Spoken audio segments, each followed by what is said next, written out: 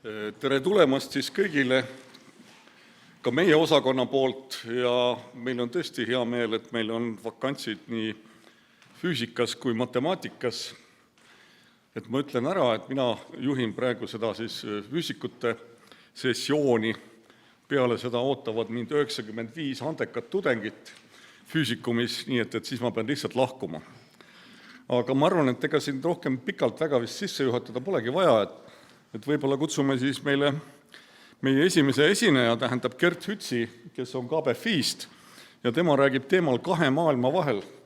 Et see on väga intrigeeriv teema, võib vaadata, kus on meie idapiir, kas see maailm on siin ja sealpool või on kosmoses ja maa peal, aga palun. Aitäh.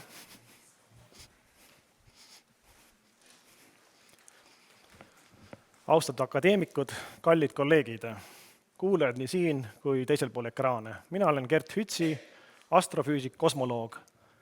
Järgneva 10 minuti jooksul üritan end tutvustada ning anda ülevaate oma teadustöö põhisuundadest. Oma ettekande pealkirjaks panin kahe maailma vahel, mis vast kõige ilmekamalt illustreerib minu teekonda teadlasena. Nendeks kaheks maailmaks, nagu loodetavasti selle avaslaidi põhjal võib aimata, on osakeste füüsika ja kosmoloogia. Minu teekond sai alguse Tartust.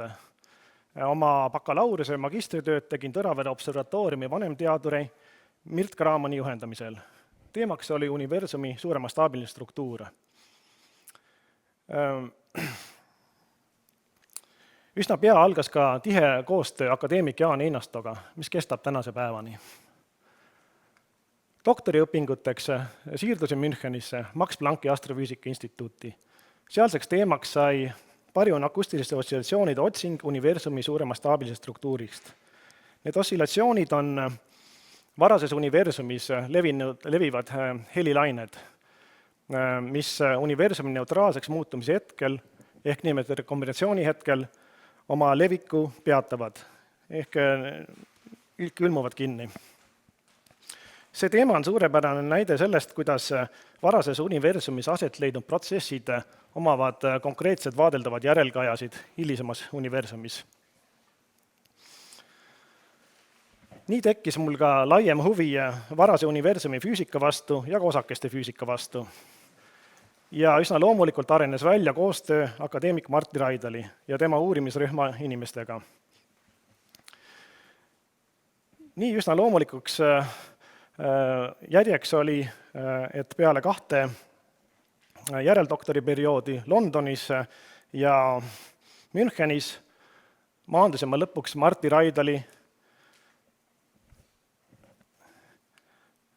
Raidali uurijate rühmagruppi. See on siis suurim fundamentaalfüüsika probleemidega tegeleva uurimate rühma kollektiiv Eestis. Vaatame siis edasi nende kahe maailma mõningaid aspekte. Nendel mõlemal maailmal on olemas oma standardmudelid. Osakeste füüsika standardmudeli struktuur oli paigas 1970. aastate keskpaiku, ehk ta on umbes poole sajandi vanune.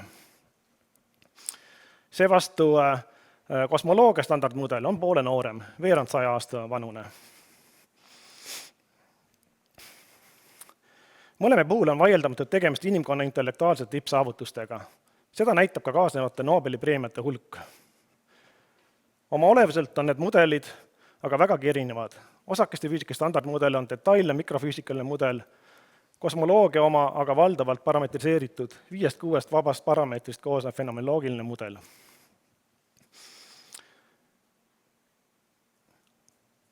Universum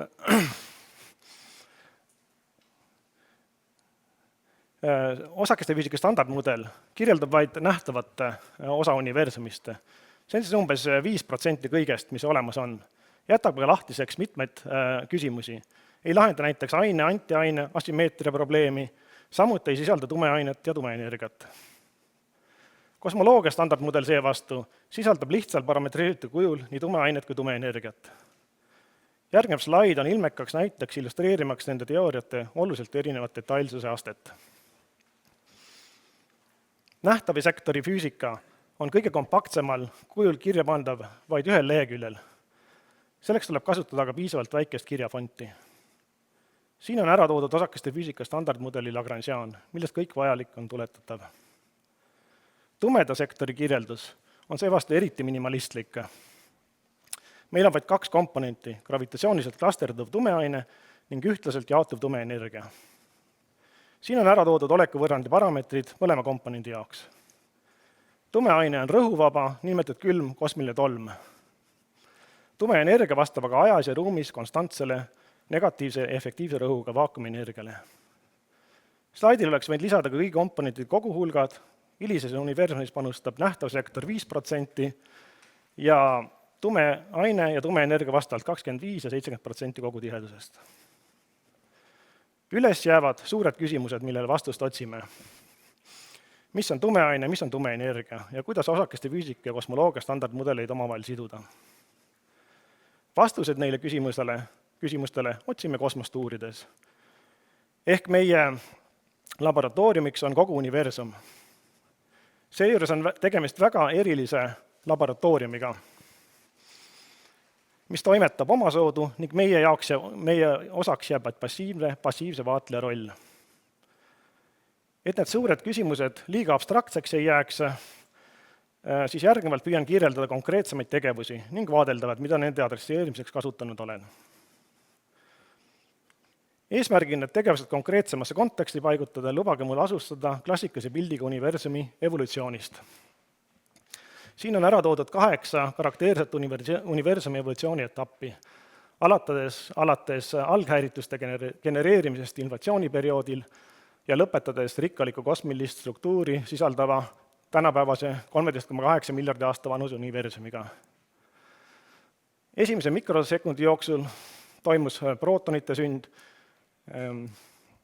nukleosüntees ehk kergete elementide teke lõppes 3 minuti jooksul, universum muutus neutraalseks umbes 400 000 aastat peale suurt pauku ja siis esimest korda tekkis footonitel võimalus vabalt levima hakata. Esimesed tähed ja esimesed galaktikad tekkisid vastavalt 200 miljonit ja 400 miljonit aastat peale suurt pauku.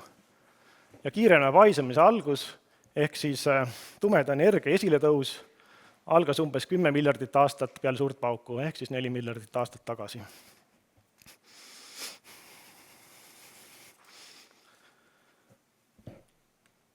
Sellel täiendustega slaidil on nüüd ära toodud minu viimaste aastate teadustegevuse peamised suunad. Esimeseks klassikaliste astronoomiliste vaatluste rakendamine tumeaine ja tumeenergia uuringuteks. Siin määravad olulist rolli uued instrumendid, mis suudavad teha üha sügavamaid ning laiemaid taevaülevaateid. Teiseks suuremaks teemaks on pimeda ajastu uuringud. See on siis astronoomia enne esimesi tähti. Selline uurimine on võimalik, kuna meil on olemas taustavalgus kosmilise reliktkirguse näol, mille omadusi me suurepäraselt mõistame. Uurides kosmilise keskkonna läbimisel taustkiirguse nurkfluktuatsioonidesse või energiaspektrisse tekitatud moonutusi, saame väärtuslikku informatsiooni pimeda ajastu kohta. Ja kolmas suurem teema on siis gravitatsioonilained ja ülivarase universumi uuringud. Kui elektromagnetlainete abil saame vahetult uurida vaid rekombinatsioonijärgset universumit, siis gravitatsioonilainete jaoks sellist piirangut ei ole. Need saavad vabalt levida juba ülivarastest hetkedest peale. Alustame klassikalisest astronoomiast ja selle piirideni jõutamist uute instrumentide abil. Siin on ära toodud käesoleva aja vast kõige mõjukamad instrumendid. James Webbi kosmoseteleskoop, DESI ja Euclid.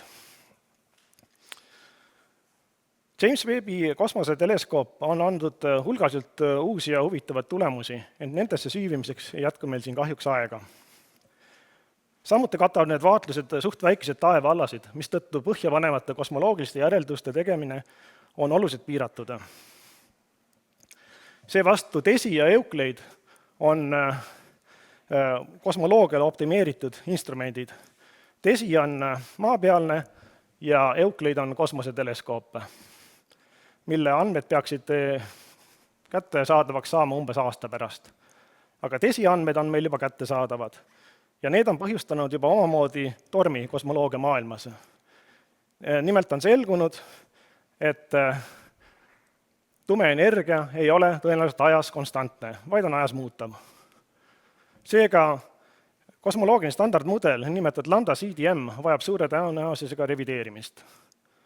Lambda ehk kosmoloogiline konstant tuleb asendada millegi muuga, mis oleks ajas muutuv. Seejuures andmed eelistavad tumeenergia kahanemist hilisemas universumis. Ja veidi varasematel epohhidel on aga võimalik vastupidine trend. Tumeenergia kasvamine paisumisega. See on siis nimetatud fantoomtumeenergia.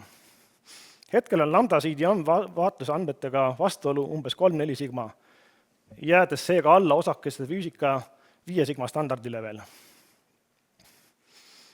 Just nimelt tumeenergia ja tesiga seonduv on olnud minu viimase aasta peamine uurimussuund. Käesoleval aastal oleme avaldanud 2 selle teemast artiklit ja ettevalmistamisel on veel mõned artiklid. Teiseks suuremaks teemaks on universumi pimeda ajastu uuringud ehk astronoomia enne esimesi tähti. Aja kokkuhoiu mõttes pean ma olema siin eriti napisõnaline ja lihtsalt kordama, et pimeda ajastu uuringud on võimalikud vaid tänu sellele, et meil on olemas taustavalgus kosmilise reliktikiirguse näol, mille omadusi me väga hästi mõistame. Ja last but not least muidugi gravitatsioonilained.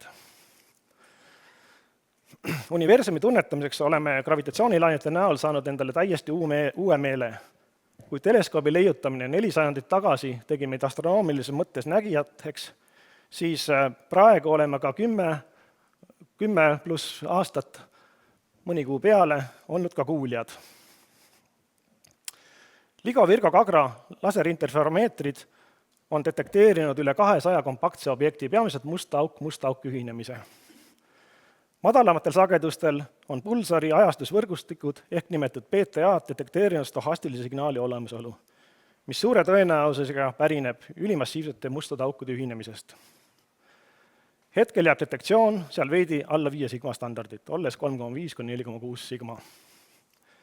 Oma töödes olen kasutanud nii mõlemad kui LIGO Virgo Kagra kui ka PTA-de andmeid. Ja lõpetuseks gravitatsioonilainete astronoomia tulevik on palju lubav. Lisaks maapealsetele interferomeetritele, LIGO Virgo Kagra ja PTA-dele on vahepealsete sageduste jaoks plaanis lisakosmose interferomeeter, mille teaduskollaboratsiooniga on ka meie rühm liitunud. Ja sellega ma ka lõpetaksin. Minu lõpuslaid illustreerib minu kujutatavalt rolli Eesti Teaduste Akadeemiaks. Oleksin 2 olulise suuna osakeste füüsika ja astrofüüsika ühendaja rollis, muutes seeläbi akadeemiat veidi sidusamaks. Aitäh!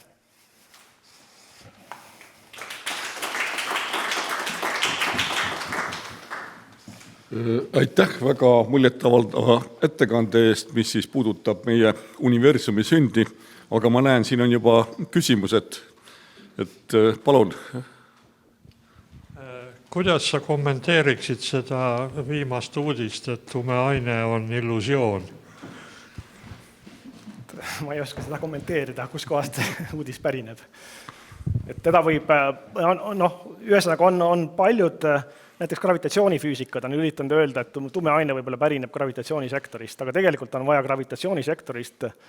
See on niisugune semantika küsimus, et kas, kui sa modifitseerid gravitatsiooni, et sa pead ikka tooma sisse mingisuguse komponendi, mis peab käituma kui tumeaine efektiivselt. Nii et üldiselt on ikkagi, kui rääkida tumeenergiast, siis tumeenergia väga tõenäoliselt võib olla modifitseeritud gravitatsioon, aga tumeaine ikkagi on tõenäoliselt, kas ta on mingi osakene või on ta näiteks, ühesõnaga see võimalik spekter on väga lai, ta võib olla ürgne must auk, võib olla osakene, aga efektiivselt ta peab käituma kui rõhuvaba kosmiline tolm. Nii. Mul selline küsimus, kas sa võiksid mitte eriala inimesele võtta 3 lausega kokku enda panuse sellesse suurde valdkonda ja suurtesse küsimustesse, mis siin esitatud said? Ma arvan, minu kõige suurem panus on olnud vist doktoritööga seotud barionossillatsioonide mõõtmine. Et mina olin nende õnnelike inimeste hulgas, mina olin üks esimesi, kes neid barionossillatsioone suurema staabi struktuuris mõõtis ja universumi parameetrite määramises kasutaks. Tänapäevast on see kujunud täppiskosmoloogia üheks tavaliseks tööriistaks. Ma küsiksin ka hea meelega suur aitäh ettekande eest.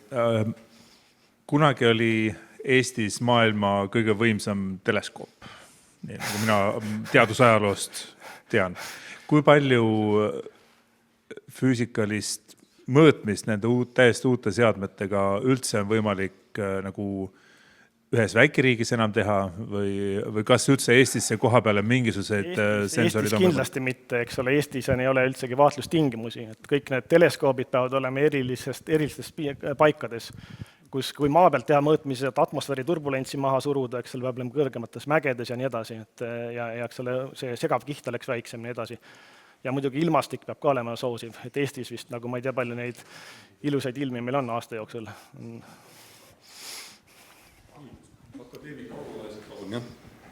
Aitäh, oli tore, kuna mina olen eluaeg lõpetanud küll omal ajal füüsika, aga eluaeg tegelenud bioloogiaga, aga mul oli hea meel kuulda teie ettekandest palju tuttavaid termineid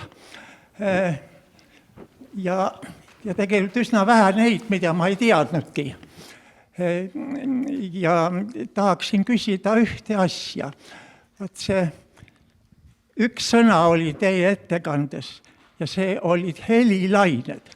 Kas need on need samad, mida te hiljem nimetasite baryonossillatsioonideks? Täpselt nii ongi. Seega see peab üsna tihe keskkond olema. Kui see keskkond on nii tihe, siis ta on gravitatsiooniliselt must auk.